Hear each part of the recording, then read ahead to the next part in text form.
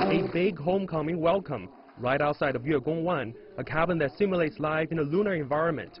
Two groups of students working rotations for a combined 370 days in what's called a bioregenerative life support system, 2 males and 2 females at a time. This breaks the world record set in a similar experiment made by the former Soviet Union in the early 1970s. We built some mistakes into the system on purpose to test the sustainability of our lab. For the past entire year, the volunteers planted crops and managed their waste according to a recycling system. Only 2% of the supplies came from outside. In the cabin, human waste is treated with a biofermentation process.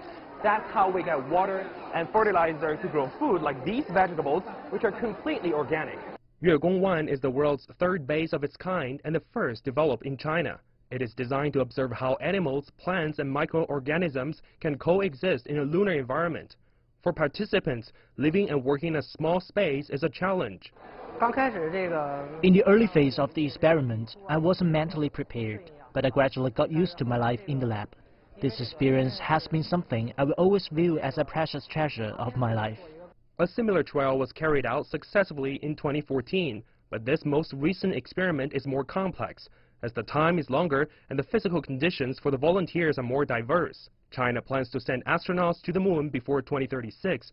This research provides the scientific support needed for such a mission.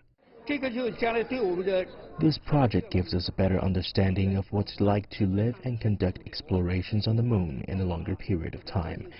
We will also need this kind of system if we go to Mars. Wang says there's still much work to do, as the Space Lab program has to anticipate many more of the conditions that outer space has to offer. Zhao Yunfei, CGTN, Beijing.